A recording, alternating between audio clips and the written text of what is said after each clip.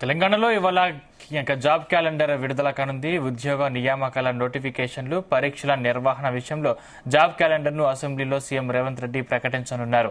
Job క్యాలెండర్కు చట్టబద్దత తీసుకురానున్నట్టు స్పష్టం చేశారు. మేనిఫెస్టోలో ఇచ్చిన మాట ప్రకారం ఏటా నిర్దిష్ట కాల వ్యవధిలో ఉద్యోగ నియామకాలు చేపట్టాలని ప్రభుత్వం నిర్ణయించింది.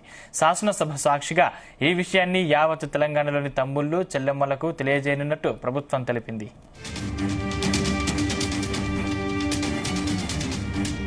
ఇదే అంశానికి సంబంధించిన మరింత పూర్తి సమాచారం మా ప్రతినిధి శ్రీచరణ్ అందిస్తారు. శ్రీచరణ్, ఈరోజు అసెంబ్లీలో ప్రభుత్వము జాబ్ క్యాలెండర్ విడుదల చేయనుంది. ఉద్యోగ నియామకాలు, నోటిఫికేషన్లు, పరీక్షల నిర్వహణ విషయంలో జాబ్ క్యాలెండర్లను ఈ జాబ్ క్యాలెండర్ ని ఈ రోజు ముఖ్యమంత్రి రేవంత్ రెడ్డి అసెంబ్లీలో ప్రకటించనున్నారు. జాబ్ క్యాలెండర్ కు చట్టబద్ధత తీసుకురానున్నట్లు కూడా స్పష్టం చేశారు. మేనిఫెస్టోలో ఇచ్చిన మాట ప్రకారము ఏటా నిర్దిష్ట కాల వ్యవధిలో ఉద్యోగ నియామకాలు చేపట్టాలని కూడా ప్రభుత్వం నిర్ణయించింది. శాసనసభ సాక్షిగా యావత్ తెలంగాణ యువత అందరికీ కూడా ఈ విషయం తెలియజేయనున్నట్టు కూడా ప్రభుత్వం తెలిపింది. ఎన్నికల ప్రచార సమయంలో కాంగ్రెస్ చెప్పిన దానిలో భాగంగా తెల్ల రేషన్ కార్డు, ఆరోగ్యశ్రీ కార్డులను విడివిడిగా ఇవ్వాలని కూడా కేబినెట్ నిర్ణయించింది. విధి విధానాలను ఖరారుకు మంత్రివర్గ ఉపసంఘాన్ని కూడా ఏర్పాటు చేసింది. నిన్న పౌర సరఫరాల శాఖ మంత్రి ఉత్తమ్ కుమార్ రెడ్డి, ఆరోగ్య శాఖ మంత్రి దామోదర రాజనరసింహ ఇందులో కూడా ఉన్నారు. విధి విధానాలు ఖరారు కాగానే అర్హులైన పేదవారికి తెల్ల రేషన్ కార్డులు, ఆరోగ్యశ్రీ కార్డులు కూడా జారీ అవుతాయని కూడా నిన్న ప్రకటించారు. గత ప్రభుత్వం క్రీడాకారులకు ప్రోత్సాహకాల విషయంలో కొంతమందికే పరిమితమైంది. వారికి 600 చదరపు గజాల స్థలం కేటాయించాలని నిర్ణయించాము. ఈషా సింగ్ తో పాటు నిఖత్ జరీన్ తో పాటు మొహమ్మద్ సిరాజ్ కూడా హైదరాబాద్ లో స్థలం ఇవ్వనున్నామని కూడా నిన్న కేబినెట్ అనంతరం కూడా మంత్రితో ప్రెస్ కాన్ఫరెన్స్ నిర్వహించి ఈ విషయం చెప్పిన విషయం తెలిసిందే.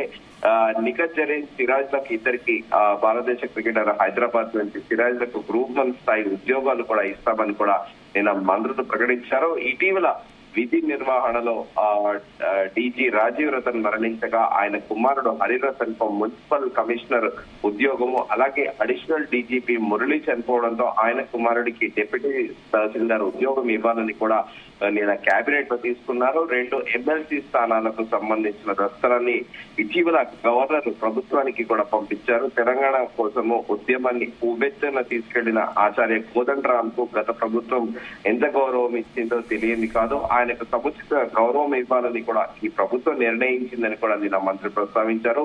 దీనిలో భాగంగా తిరిగి ఆయన పేరుతో పాటు గతంలో ఎంపిక చేసిన ఆమిర్ అలీ ఖాన్ పేరును కూడా గవర్నర్ కు పంపాలని కూడా నిన్న కేబినెట్ లో డెసిషన్ తీసుకుంది మంత్రివర్గము. దాంతో పాటు భారత ప్రభుత్వం నిజాం షుగర్స్ ను విస్మరించింది. కాంగ్రెస్ అధికారంలో రాగానే మంత్రి శ్రీధర్ బాబు చైర్మన్ గా ఉపసంఘాన్ని కూడా నియమించింది.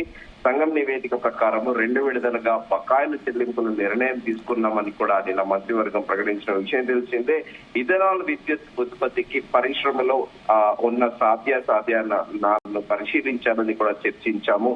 ఈ అంశాన్ని కూడా ఉపసంఘానికి అప్పగిస్తూ కూడా నిర్ణయం తీసుకున్నామంటూ కూడా నిన్న మంత్రివర్గం చెప్పిన విషయం తెలిసిందే. దీంతో పాటు హైదరాబాద్ నగర అభివృద్ధిలో ఎన్నడూ లేని విధంగా ప్రభుత్వ బడ్జెట్ లో ₹10,000 కోట్ల చెల్లించింది. అలాగే మల్లన్న సాగర్ నుంచి గోదావరి నీటితో షామీర్పేటకు చెరువులు నింపుతామంటూ కూడా నిన్న మంత్రులు ప్రెస్ కాన్ఫరెన్స్ నిర్వహించి కూడా ప్రకటించారు. అయితే అన్నిటికంటే ముఖ్యం మంత్రి పొన్నం ప్రభాకర్ మాట్లాడుతూ జాబ్ క్యాలెండర్ లో ఒకేసారి షెడ్యూల్ ప్రకటిస్తే చట్ట ప్రకారం ఉద్యోగ నియామకాలు పూర్తవుతాయని కూడా ఆయన ప్రకటించారు. ఉద్యోగ ఎంపిక పరీక్షలు వరుసగా కూడా ఉంటాయని కూడా ఆయన ప్రకటించారు. హుస్నాబాద్ పీడబ్ల్యూడీ ప్రాంతం ఇక్కడ 2 లక్షల ఎకరాల భూమిగా అందించే ప్రాజెక్ట్ కింద డిస్ట్రిబ్యూటరీ వ్యవస్థ నిర్మాణం, భూసేకరణకు 437 కోట్ల కేటాయింపులకు మంత్రి మండలి ఆమోదం తెలిపిందని కూడా నిన్న మంత్రి పొన్నం ప్రభాకర్ ప్రకటించిన విషయం తెలిసిందే. Sandeep, thank you Sricharan.